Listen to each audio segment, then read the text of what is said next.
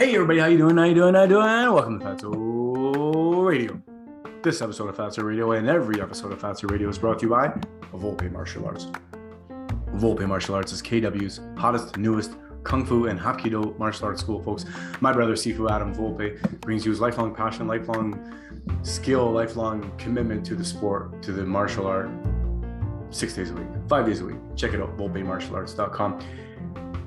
Hapkido, a Korean fusion, or Korean martial art mixed with Kung Fu, a Chinese fusion, Chinese martial art fused together. That's Volpe Martial Arts, folks.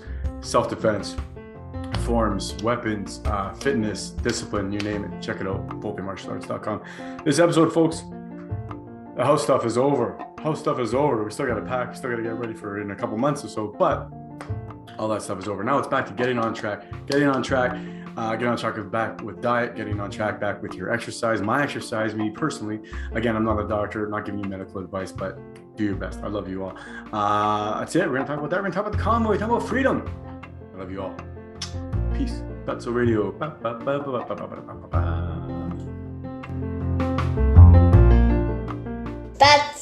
Fatso, the really great podcast show. Fatso, our very first podcast show.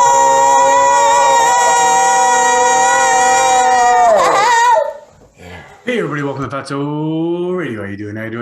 This episode of Fatso Radio and every episode of Fatso Radio is brought to you by Volpe Martial Arts. Volpe Martial Arts is KW's hottest, newest Kung Fu and Hapkido school, folks. My brother, Sifu Adam Volpe, brings you his lifelong passion, lifelong dream, lifelong passion, love, commitment to your door, to his door, their door, 5 days a week. Check it out, volpemartialarts.com, folks. Today, episode number 157.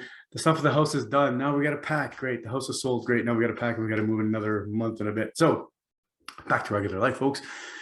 The convoy is going on. A lot of things are going on. I support the convoy. I support ending the mandates at whatever. I do support the most democratic way possible. So I hope this wakes people up to realize that it is not just a tiny majority that wants to end the mandates. I think most of the country wants to end the mandates, and we need to figure out the best way to do it. So I think one of the best ways to do it, if you don't want to, whether you support the convoy or not, whether you do, but if you do support the end of the mandates, I think if you do support the support the end of the mandates, but you want to do it in a democratic way, talk to your MP, talk to your member of parliament, and call them. If they're liberal, call them. If they're conservative, they already know you want to end it. But if you're a liberal supporter and you want to end the mandates, you want to do it in a regular democratic way, but you don't want to support the convoy, then call your MP. I do think you should support the convoy anyway, but if you want to do it without that, that's probably a good way you can do it. And you can feel like you're doing it in the most democratic way. And I support both ways. Definitely call your MP, call your mayor, call your premier, call the prime minister, email them, tell them how you feel, tell them what you're doing. It's a big deal. We got to figure this out some way or another. I'm not sure how it's going to end. I hope the military doesn't come in. I hope it's not a big kerfuffle. Thankfully, I've heard that everything has been peaceful so far. There's been a couple things that have been shown in the news, in the mainstream media, that makes it look terrible. Thankfully, there's been a couple things shown that kind of shows the real light, or sheds a bigger light on a broader light on what's going on, maybe the bigger picture. So hopefully it's staying peaceful. Hopefully people do make their point across. Hopefully people are making their point across. So that's what's going on in the world. What's going on for me, back to trying to get on track again. And this week has been a pretty good week for me to get back on track, back on the diet, back on the nutrition kick, back on what I'm doing, what feels best with me. And when I see the best success, when I see the best, quickest success for me personally, I want to just start getting rid of that crap. And for me, the crap is pastries. For me, the crap is bread, donuts, pizza, stuff like that. Pastas, any kind of wheat products, any kind of stuff with gluten specifically bothers me a lot. So back on track means get back on track, eliminating as much of that stuff as I can. It's hard, folks. It's not just the holiday season. It's life. It's stress. It's any excuse, anything that happens in life. It's easy for us to kind of get kicked off our path and get kicked off our course. And it's key, and it's important to know that we can get back on again. And I feel better this week. I'm not 100% back on this week, but even just a couple days in a row, and you can string 2 or 3 days in a row where you're eating nothing but clean-ish stuff, or as long as you have the big culprits removed, that really helps. For me, it makes me feel a lot better, and helps me to exercise more. It helps me it kind of motivates me to do better, or to do more in every aspect as well, even be more creative, even more, just look for more work, or whatever the case may be, do more around the house. If I'm in better moods, if I'm in better spirits, everything is just better. And it starts for me for food. It really does start with me, starts with food for me.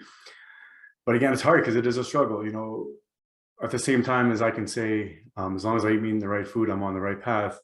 I'm human, and sometimes I don't, and sometimes I forget, I don't use the best judgment of mine. I don't use my best judgment, but it's life. The key is, again, to go back on track, and to get back on track, and to string those days together, not just one day. Try in 2 days, try string 3 days together. But if the fourth day you mess up, or for the fourth day you go off course, I don't want to say mess up, because I'm not saying that I'm going to give anybody shit, or you should look at it like you're bad if you do it wrong. But if you fall off course, if you fall off plan, get back on plan. That's just quick. As the best advice I can give is, the quicker you can get back on, the better it is. It may take you 2 days to get back on plan again. It may take you 3 days to get back on plan again. Like I said before, when we were talking about the keto diet or the carnivore diet, the first time I found the keto diet, actually the first time I was successful at seeing some progress, was about 6 months after I was first introduced to it, because I would try for a month and then stop, try for a month and then stop, try for a month and then reward myself and then stop. And then finally, after about 6 months, like, I need to string together a solid month, solid 2 months, solid 3 months is what I really did. And when I really saw progress is when I really strung those 2 and 3 months together. 90 days is that golden number for me. And that's kind of what I want to do right now, is that February has been on a pretty good start for me, better than January. That's of course true. But if I can string together February, March, April, the way I did in the past, I want to see that progress again. But even if I don't get the progress that I've seen in the past, it'll at least jumpstart me to a better position, to get me to where I can then maybe push myself a little bit more. Because the thing about our bodies is that we get used to things very quickly, right? We adapt physically, which is good. It lets us prepare for a new situation, once we've adapted to the current situation. But it's also bad, because if we're lazy, we adapt to being lazy. Your body just adapts. Your body just conserves energy and doesn't want to do anything. But once you start exercising, your body will adapt again. So that's the key. Get moving again, get eating better, your morning routine, your afternoon routine, whatever it is. A quick one again, folks, tonight, but I just want to kind of give a shout out and to say what I'm doing, I guess, to get back on track. And very, very simple things like walking when I can. I haven't been able to walk as much as I used to, but I'm going to start walking again. I have a little bit more free time now. But diet, right?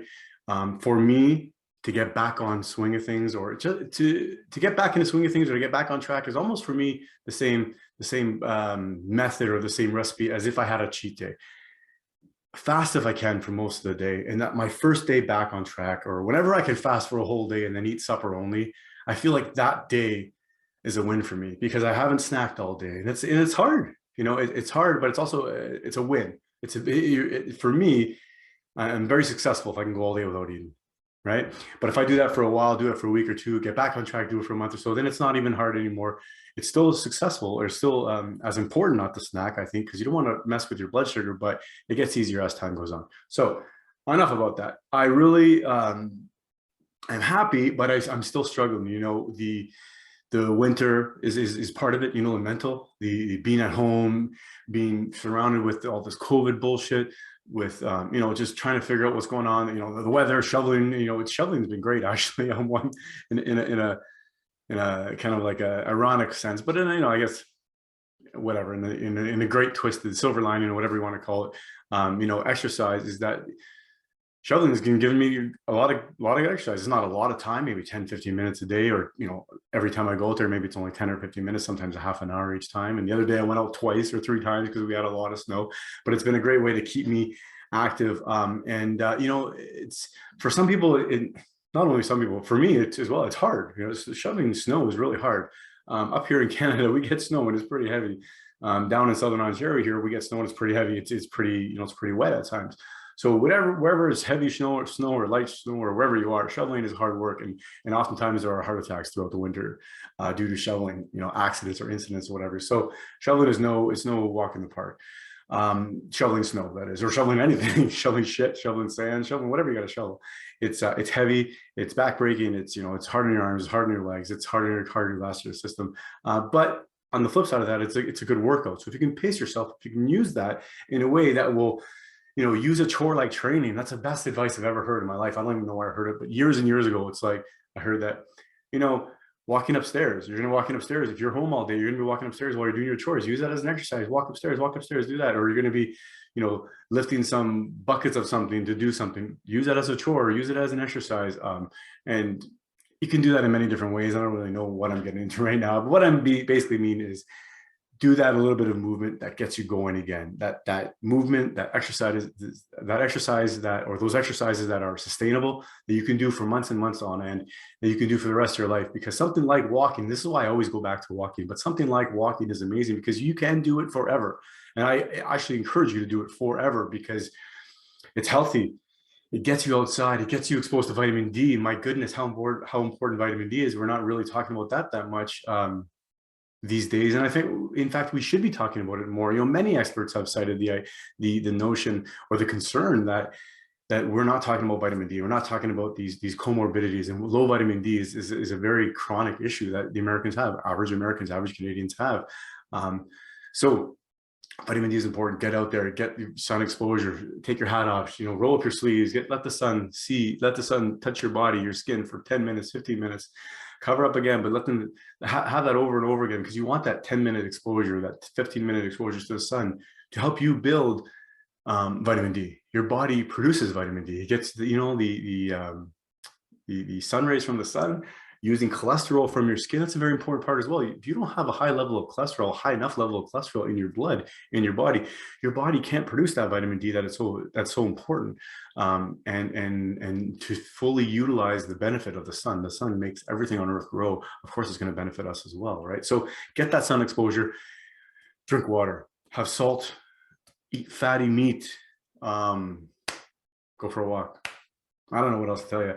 It's the dead of winter here in Canada, here in Southern Ontario. Yes, I'm moving up to Northern Ontario and closer to the end of spring. But it's still cold. It's cold up there. It's minus 15 degrees Celsius today, minus something 10 degrees around this week or so. It's cold. So bundle up, stay warm, stay hydrated, enjoy your walks, enjoy your family, enjoy your friends, folks. All the truckers, thank you. Not only all the truckers, all the people who supported the truckers, also all the people that have donated, but all the people that are supported online, all the people that aren't supporting the truckers, but that still want to end the mandates, but you don't want to support the truckers because you think the truckers are just causing issues and they're clogging things up. I support you as well because I understand your perspective.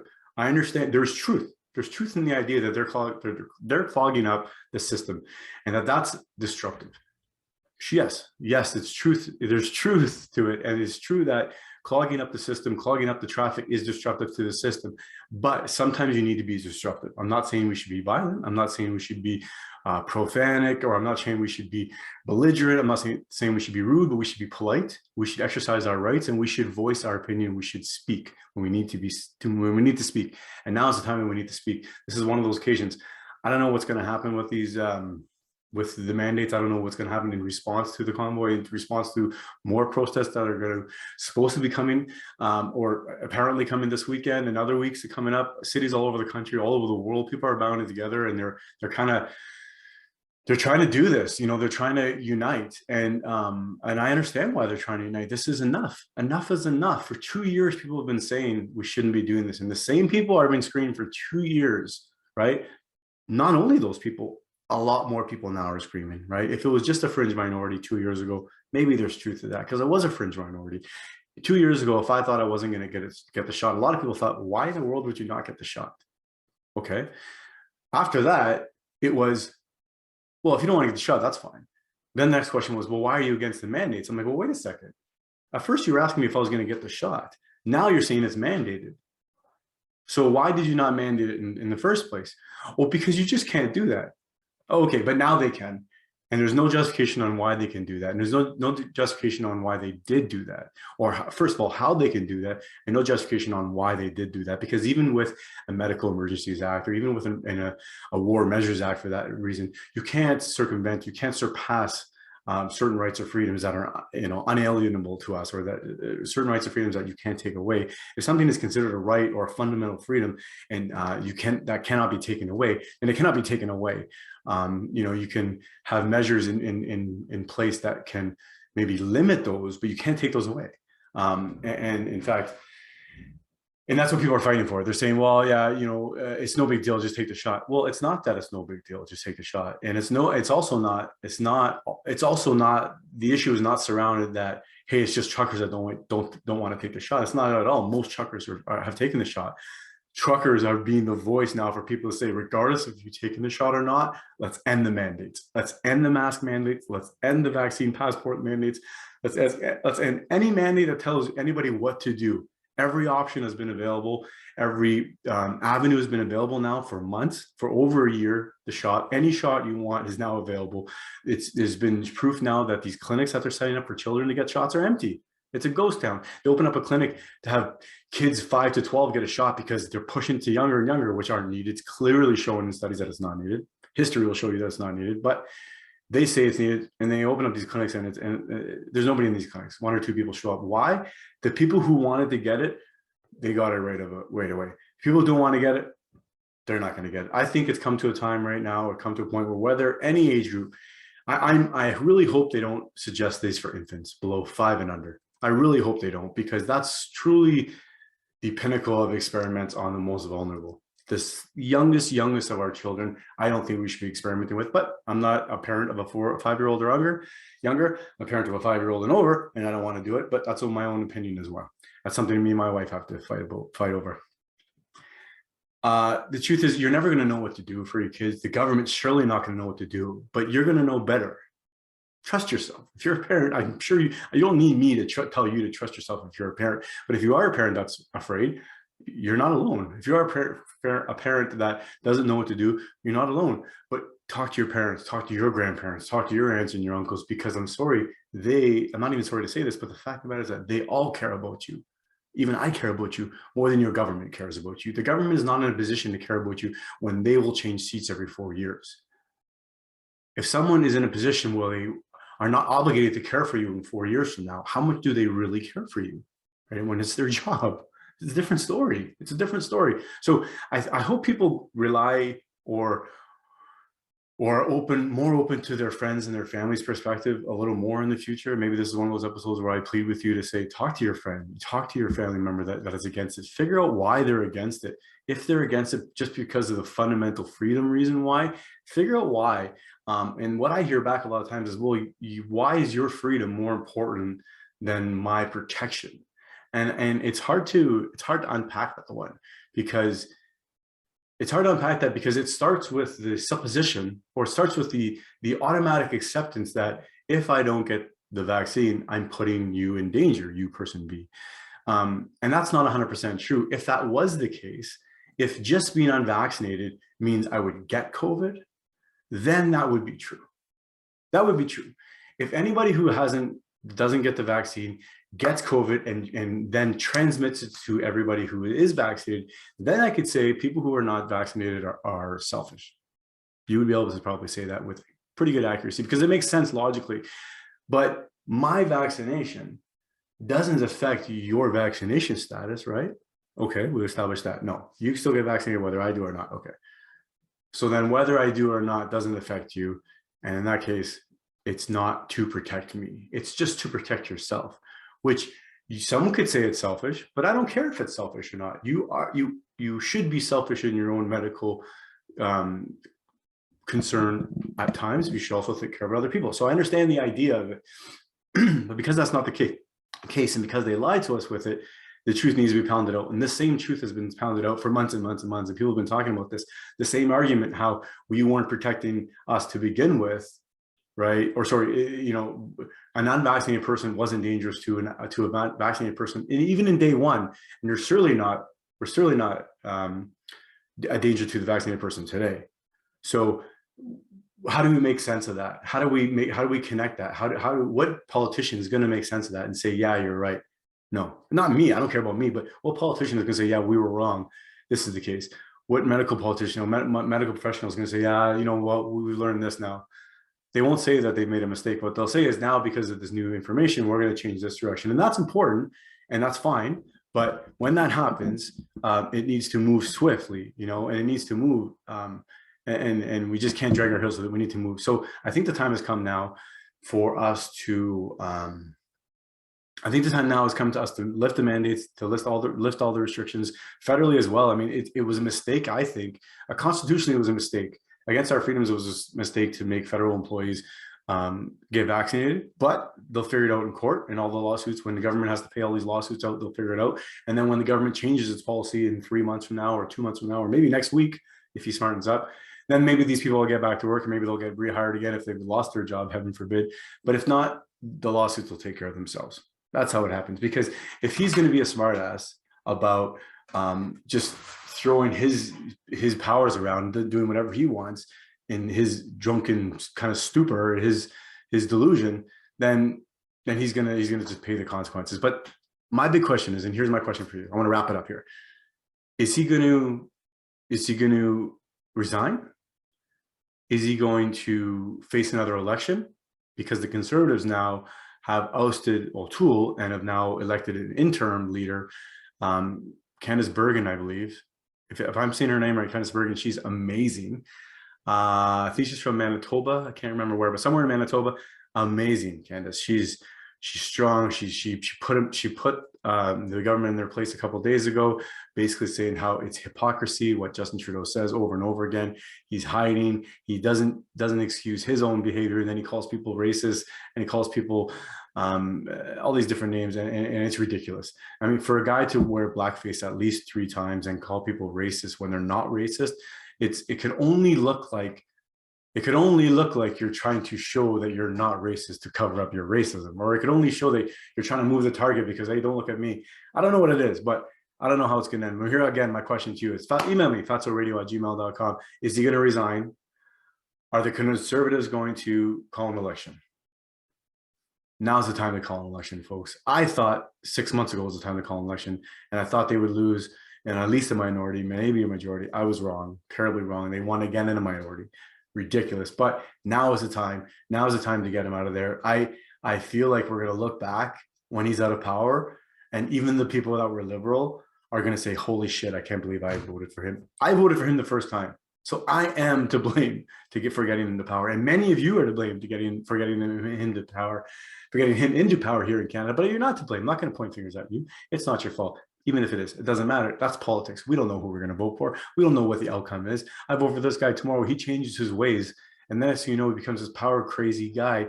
And you can't trust him. He's doing scandals and he's covered up and he's become so corrupt and he's selling his soul to the devil. You don't know it's the same guy you voted for 8 years before. Did that happen? I don't know. Was he always this person? I don't know. Do people change, or does the world just change? Or are they not pulling the strings? Let me know. What do you think? Is there going to be an election? Or is he going to resign? Is there going to be a military issue? Is there going to be some sort of a huge standoff internationally? And I don't know what's going to happen. I hope nothing like that happens, because I hope it's going to be 100% peaceful. But I hope something happens. I hope something big happens as far as some kind of change, some kind of movement happens in power. I don't want it to be some sort of a crazy thing where he's physically ousted and there's a mayhem. I don't want that. I want it to be official. I want it to be democratic. I want there to be a forced election or a referendum or something. Let's use our democratic rights. Let's use the abilities, use the laws that we have, our power to do something about this, folks. Thanks for watching Fatso Radio. Thanks for listening to Fatso Radio. I love you all. fatsoradio@gmail.com. Don't forget our sponsor, VolpeMartialArts.com. All right, folks. I love you all.